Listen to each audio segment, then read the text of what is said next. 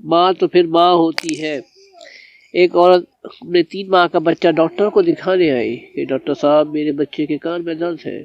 Doctor نے بچے کا معائنہ کیا اور کہا واقعی سے کان میں انفیکشن ہوا ہے، اور نوٹ پیڈ اٹھا کر کچھ دوائی لکھی اور رخصت کیا۔ میں حیران تھا۔ عورت جانے لگی تو میں نے آواز دے کر انہیں روکا اور رک کر پیچھے دیکھنے لگی جیسے کچھ بھول گئی ہو۔ میں نے کہا بہن جی، آپ کا بچہ 3 ماہ اور 7 دن کا ہے، جو بول بھی نہیں سکتا، تو آپ کو کیسے پتہ چلا کہ اس کے کان میں تکلیف ہے؟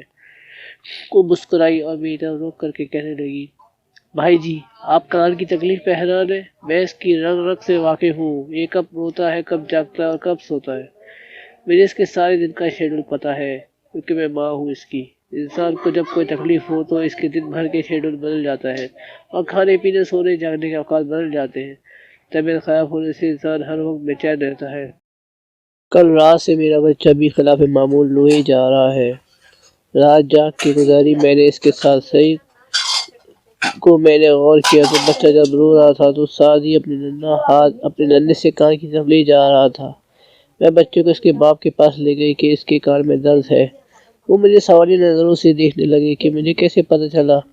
اس نے بچے کے کان پہ ہاتھ رکھا تو بچہ اور زور زور سے رونے لگا، اور میں بھی بچے کی تکلیف دیکھ کر رونے لگی۔ میں بچے کی تکلیف برداشت نہیں کر سکی کیونکہ میں ماں ہوں۔